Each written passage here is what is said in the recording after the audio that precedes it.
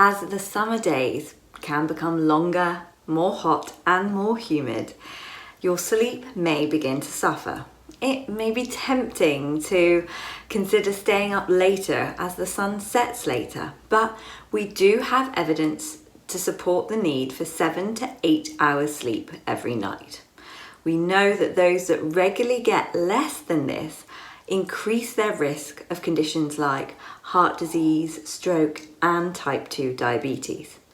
We also know that our psychological health can suffer when we don't sleep as well. But it's not just about quantity of sleep, it's quality too. And routine is important in formulating our circadian rhythm, which helps provide a good quality of sleep. Now, the circadian rhythm is a number of biological processes that occur over a 24-hour period, and it primarily is in response to light and dark. Our pineal gland in our brain produces a hormone called melatonin, and it produces more of it when it's dark outside, and it therefore makes us feel sleepy. When it's light, we produce less of it and we're more energetic. So to keep your circadian rhythm in check, I recommend you become a creature of habit. That's waking up and going to sleep at the same time each day. That means foregoing your weekend lie-ins. Having a repetitive bedtime routine is also important, as it allows your brain to associate certain cues with bedtime, and therefore it will allow you to prepare and unwind for sleep time. I know it must be tempting to reach for over-the-counter medications to try and help you with sleep, but the clinical effectiveness of these medications are actually quite limited, and the majority of them are simply antihistamines that have been repackaged as sleep aids because of the drowsy side effects that antihistamines have. So before reaching for tablets, I think it's important to try and optimize your sleep hygiene first. Now, that can include things like avoiding blue or white light before bedtime. This is a type of wavelength of light that is emitted from devices like your TV, laptop, your phone. And it can confuse your circadian rhythm into thinking that it's daytime, and therefore you don't produce as much melatonin and you don't feel as sleepy. If you're desperate to use these devices, you can try and switch it onto night mode, which might help. But I'd avoid using any of those devices whilst actually in bed. Your bedroom should be a haven for sleep and not for anything else. And avoid watching anything too stimulating either. You also want to try and make your bedroom a calm environment. So, insulate from any noises outside. You can put up blackout curtains if the light is disrupting you.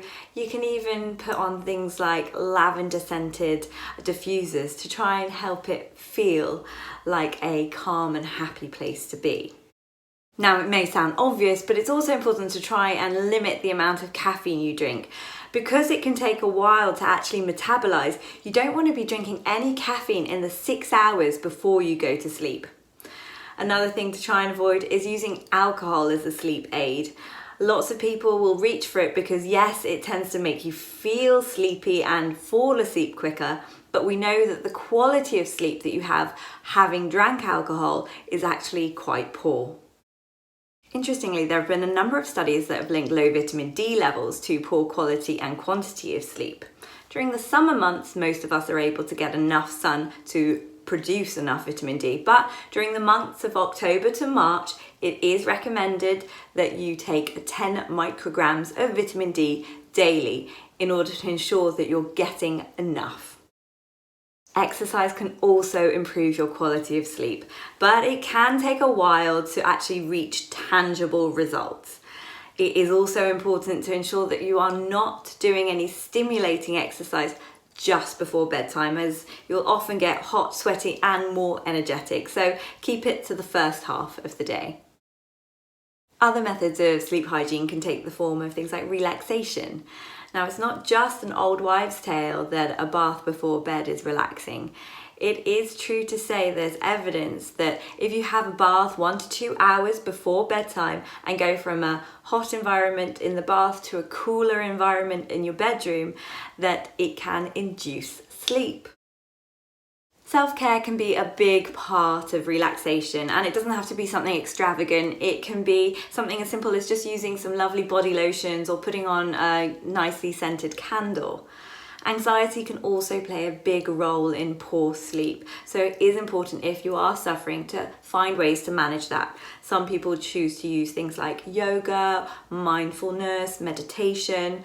Others will need further help and may require something like CBT, which is cognitive behavioural therapy, a type of talking therapy for which there is a lot of evidence to support its use in sleep disorders.